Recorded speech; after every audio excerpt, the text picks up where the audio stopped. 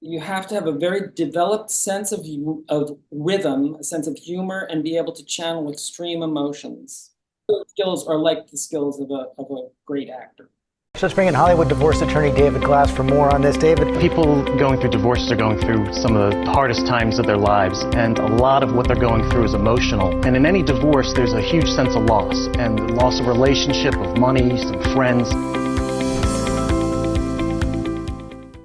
Hi, this is David Glass. Today's Hourglass People in the Know episode is a very special one. As we continue to explore the influence and impact that TV and films have had on us to alter, dampen, or even enhance our moods, there's no one more important to how these projects turn out than the work of the editor. The editor chooses what scenes stay and what scenes go.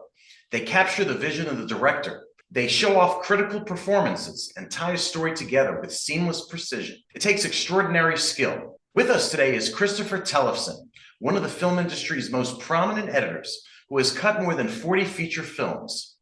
From dramas to comedies, he's done it all. Some of the popular films he's worked on include Moneyball. He's also edited A Quiet Place, The Menu, and most recently, the award-winning feature Nyad, starring Jodie Foster and Annette Bening. You can only imagine how many questions I have for Chris, so let's get started. So Christopher, here's my question. When I was growing up on the East Coast in the 70s, there were three jobs. You could be a lawyer, a doctor, or maybe four jobs, or a dentist or an accountant. How did you get into the field of editing? Well, I was always, my focus was visual arts from very young age. I just always drew and I always made art, and it was like a very, very specific thing. That's what I focused on. And I went to art school. I went to Cooper Union in New York City. And I always was obsessed and loved movies, but I had no context for it as an industry to work in. As a matter of fact, I had no plan to work. What I did was make art that nobody was going to look at.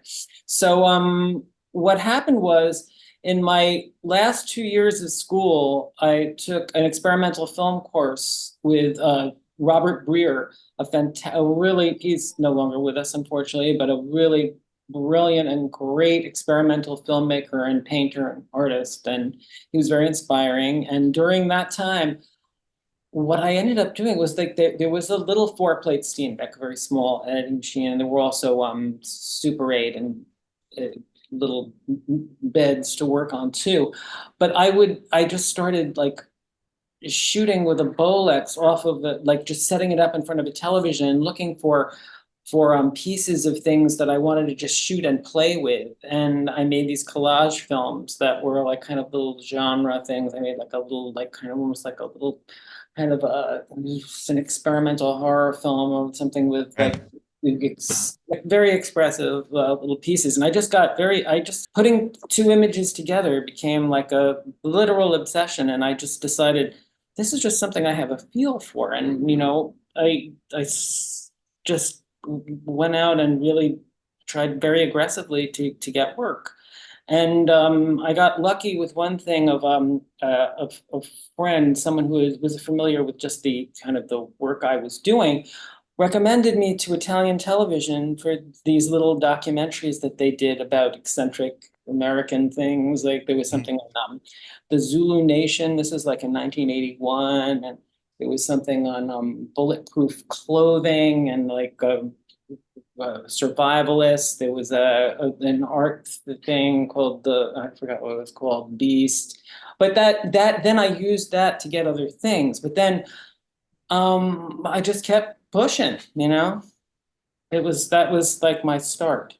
And getting into features was a whole other thing. I worked on a very, very, very funky movie that was a Jackie Mason film in 1984 called The Stroke of Genius, which is just horrible, horrible film.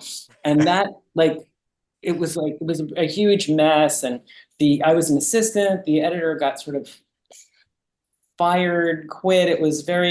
Everything was very unclear. And they knew that I had some experience, and they said, well, do you want to take a pass at this? And I did, and it was really a mess. It was awful. But they disappeared, and they came back a year later with another film that wasn't very good, but the director of it was the very famous editor, Ralph Rosenblum, who did all of the early Woody Allen films before, like everything up to the drama that was very, damn, I don't remember it, but all the way through Annie Hall. The editor of that was a woman named Sonia Polanski, who had done a lot of work with John Sayles. She did Matewan and Baby It's You. And that was like, they were connected to Scorsese. And I begged a job on The Color of Money and got an apprentice job on that. And that was a very interesting experience. It was great. I worked on Marty's Archive as well, but I didn't want to assist. And I pursued from there. I did a short film that was produced by three Brown students that were filmmakers. It was Todd Haynes, Christine Vachon, and Barry Ellsworth, all who became famous eventually.